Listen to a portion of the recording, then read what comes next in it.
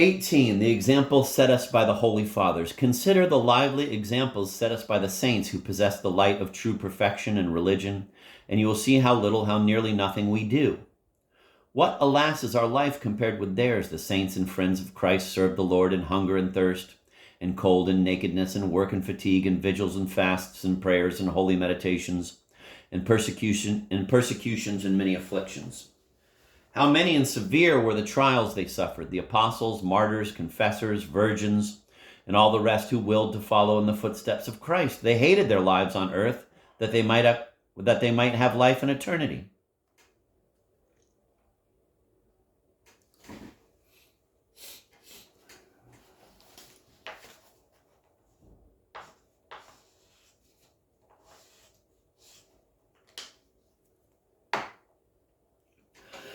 How strict and detached were the lives the holy hermits led in the desert, what long and grave temptations they suffered, how often were they beset by the enemy.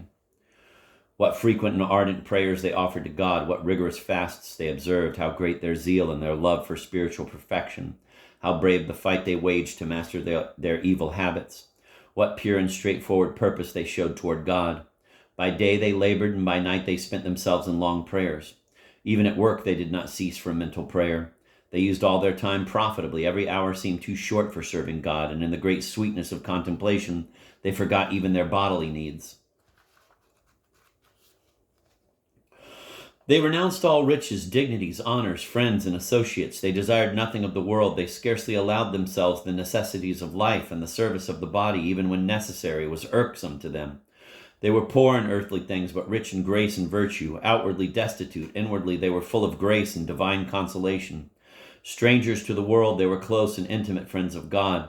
To themselves they seemed as nothing, and they were despised by the world, but in the eyes of God they were precious and beloved. They lived in true humility and simple obedience. They walked in charity and patience, making progress daily on the pathway of spiritual life and obtaining great favor with God. They were given as an example for all religious, and their power to stimulate us to perfection ought to be greater than that of the lukewarm to tempt us to laxity. How great was the fervor of all religious in the beginning of their holy institution! How great their devotion in prayer and their rivalry for virtue! What splendid discipline flourished among them! What great reverence and obedience in all things under the rule of a superior! The footsteps they left behind still bear witness that they indeed were holy and perfect men who fought bravely and conquered the world. Today, he who is not a transgressor and who can bear patiently the duties which he has taken upon himself is considered great. How lukewarm and negligent we are. We lose our original fervor very quickly, and we even become weary of life from laziness. Do not you, who have seen so many examples of the devout, fall asleep in the pursuit of virtue?